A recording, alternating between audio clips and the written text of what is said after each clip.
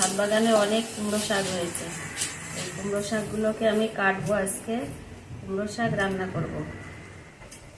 এই যে একটা একটা করে কাটছি, কেটে সুন্দর করে ছাল ফেলে দিয়ে এটাকে ভালো করে ধুয়ে আমি আজকে রান্না করব চিংড়ি মাছ দিয়ে।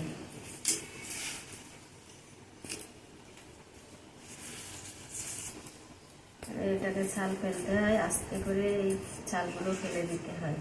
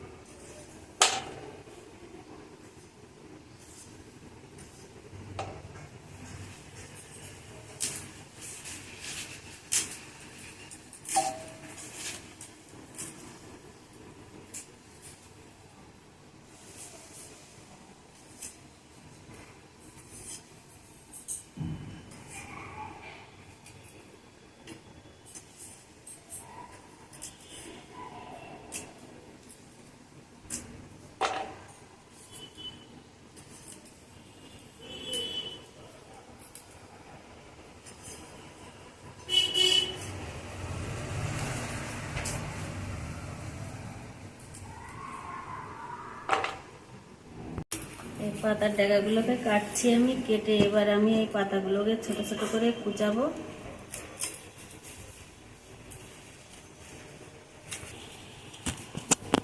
এবার পাতাগুলোকে আমি সব পরিষ্কার করে দেখে নিয়েছি। এবার আমি কুচাবো এগুলোকে ছোট ছোট করে।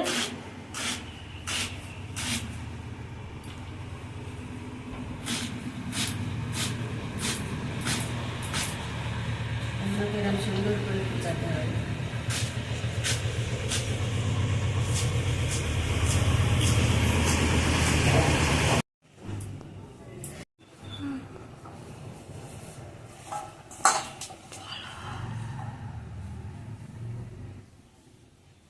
ডাগাগুলো সব কাটা হয়ে গেছে, এবার আমি পাতাগুলো কাটছি।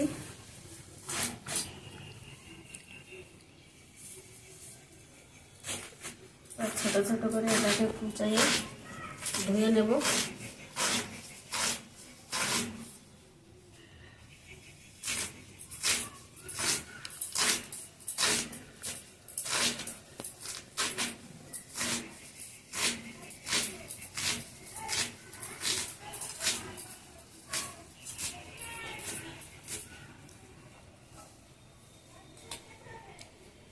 কুমড়ো শাকগুলো কাটা হয়ে গেছে, এবার একটা আলু কেটে দেবো।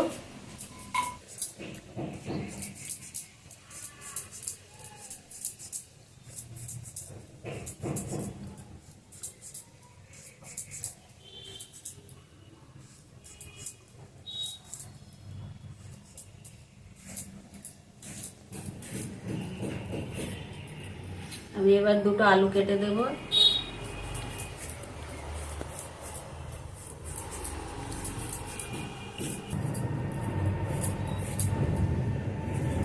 আমার আলু কাটা হয়ে গেছে, এটাকে ধুয়ে রান্না বসাবো।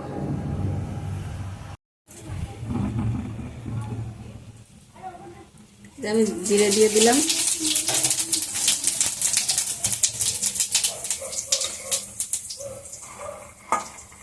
দিয়ে দিয়েছি কটা ছোলা।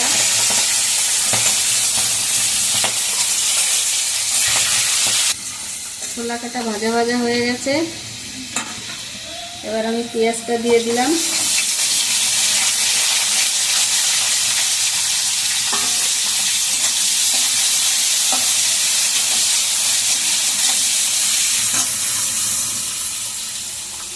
দিয়ে দিয়েছি পাকা পাকা লঙ্কা বেটে রেখেছি, এটা দিয়ে দিয়েছি। একটু হলুদ দিয়ে দিলাম।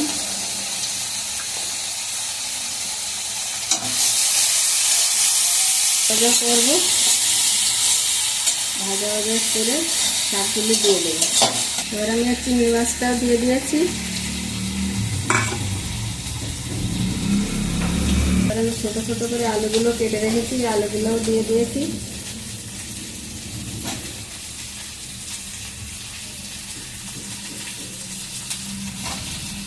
একটু নাড়াচাড়া করে শাকগুলো দিয়ে দেবো।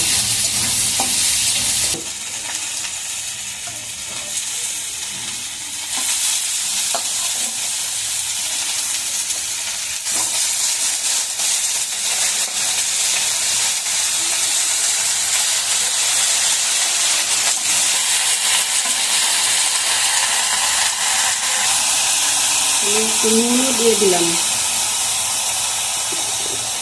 এবার শাকটাকে একটু নাড়াচাড়া দিয়ে ঢাকা দিয়ে রাখবো, হয়ে গেলে নামিয়ে দেবো।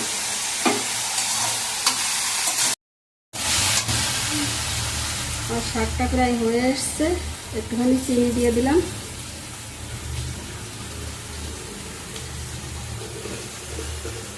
নামাবো।